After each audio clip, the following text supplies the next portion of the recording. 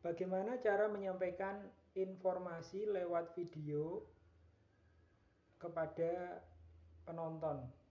Bagaimana cara menyampaikan informasi yang efektif lewat video YouTube kepada viewer? Ini pasti jadi banyak pertanyaan di antara teman-teman semua, terutama YouTuber pemula ya. Bagaimana sih caranya bikin video yang efektif, yang nggak panjang, terutama yang paling penting yang ditonton sampai akhir ya, sampai menit terakhir. Bagaimana caranya gitu. Nah, jika teman-teman penasaran, nanti akan kita bahas di video ini sampai selesai. Maka dari itu silahkan simak terus video ini sampai selesai ya, jangan di skip. Oke, yang pertama kita perlu menguasai materinya. Jadi materi yang akan kita bahas, yang akan kita tampilkan di video itu kita harus tahu lebih dahulu. Jadi misalnya itu tentang review mobil misalnya Daihatsu Sirion tahun 2021. Nah teman-teman harus ngerti itu Daihatsu Sirion tahun 2021 itu mesinnya apa, cc-nya berapa, kemudian muat berapa penumpang, dan informasi lain sebagainya. Kemudian baru dibikin informasinya, dibikin reviewnya. Nanti orang bakalan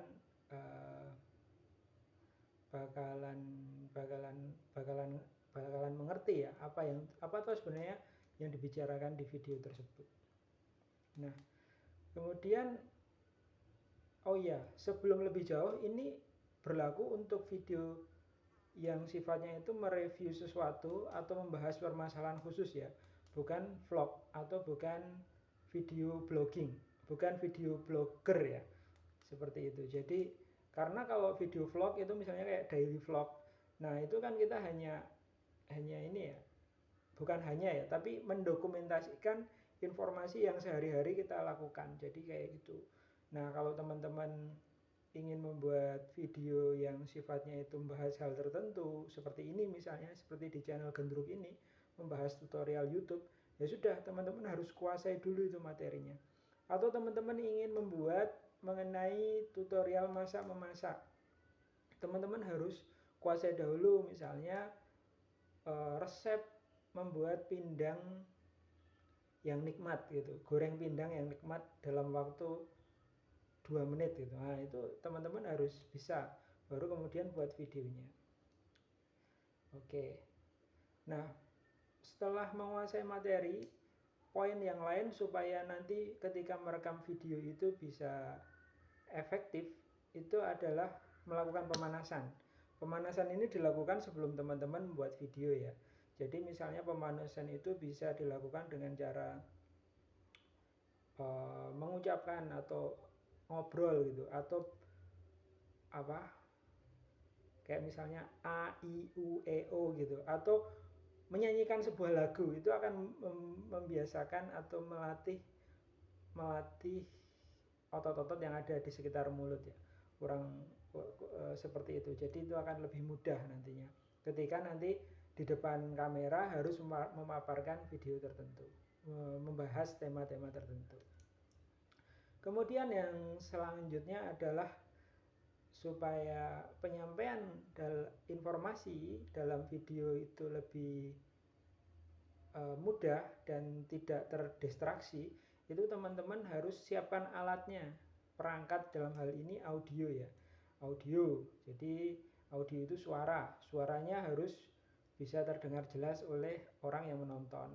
Kemudian juga kamera seperti ini ya, ini kamera, jadi ini kamera minimal dengan menggunakan HP misalnya kayak gitu. Itu harus disiapkan dengan baik supaya apa? Supaya nanti informasinya efektif diterima oleh penonton, oleh user, oleh orang-orang yang membutuhkan untuk melihat video teman-teman, seperti itu. Jadi ya misalnya teman-teman sedang menjelaskan cara memotong daging sapi dengan pisau merek tertentu gitu yang mahal misalnya ya, tapi karena audionya nggak jelas, teman-teman mengiris gitu, tapi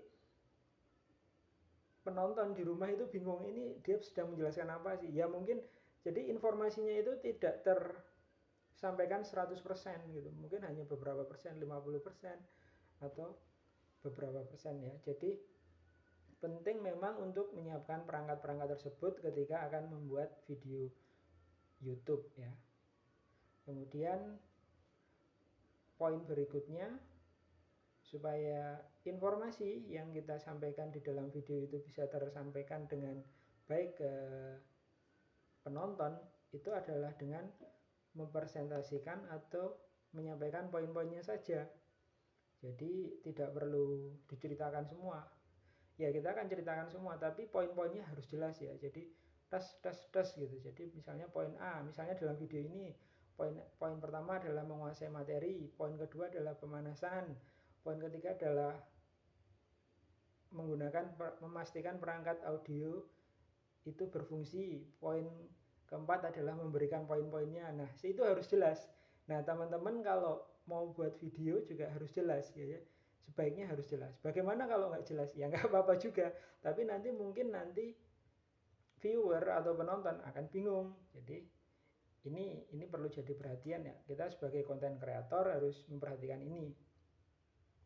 Selanjutnya, supaya informasi itu jelas saat membuat video, kita harus menghindari penggunaan kata berulang.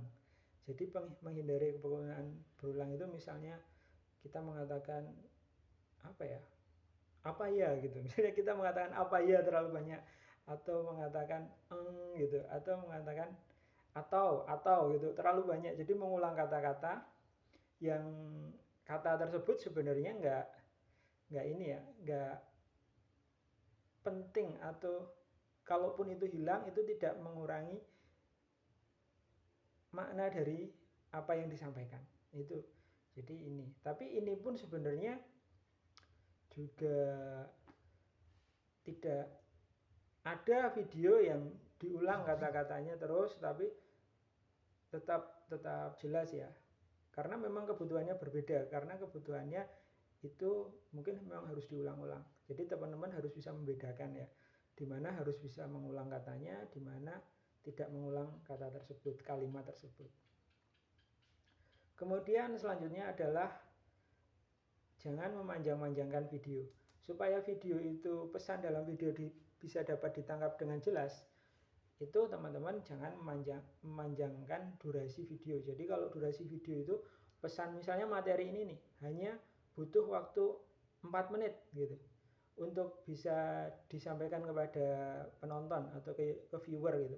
Ya sudah, kita buat video 4 menit saja. Jangan dibuat kemudian 10 menit, 11 menit atau 1 jam. Nanti itu nggak akan maksimal ya teman-teman.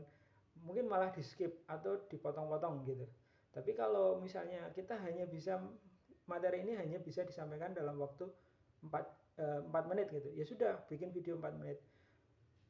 Yakin nanti kalau viewer itu bingung, dia akan kembali ke video tersebut kemudian menonton ulang kayak gitu ya. Maka itu adalah gunanya video, bisa ditonton ulang kayak gitu. Jadi teman-teman buatlah video itu sesuai dengan materi, durasinya jangan dipanjang-panjangan, jangan juga dipendek-pendekkan gitu, nanti malah bingung karena kita akan mengurangi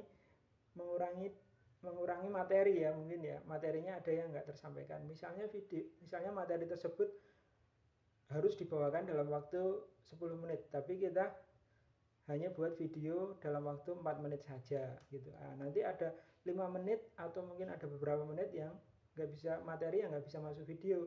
Nanti ini akan membingungkan user ya, seperti itu, membingungkan viewer, penonton dalam hal ini. Nah, itulah teman-teman berbagai cara dalam menyampaikan informasi lewat video. Orang pintar belum tentu dapat memberikan informasi yang bagus lewat video YouTube loh. Ini teman-teman harus ingat. Jadi orang butuh ilmu khusus, yaitu adalah memaparkan poin-poin atau membuat video yang informatif kepada penonton seperti itu. Jadi nggak peduli tuh dia lulusan apa, SD, SMP, TK pun nggak masalah, atau nggak sekolah nggak masalah. Yang penting dia bisa memaparkan apa yang ingin dikatakan dalam video dengan baik, maka itu bisa diterima oleh viewer ya, oleh penonton dalam hal ini. Jadi itu ada 5 poin ya teman-teman. Yang pertama, menguasai materi. kemudian melakukan pemanasan sebelum buat video, kemudian pastikan perangkat audio berfungsi dengan baik dan berikan poin-poinnya dengan jelas, lalu hindari penggunaan kata berulang dan buatlah video secukupnya, jangan panjang-panjang dan juga jangan pendek-pendek. Ada 6 ya, ada 6 poin untuk bisa menyampaikan info lewat video dengan baik dan jelas pada viewer. Itu aja video kali ini, semoga bermanfaat. Sampai jumpa pada video tentang tutorial YouTube di channel Gendruk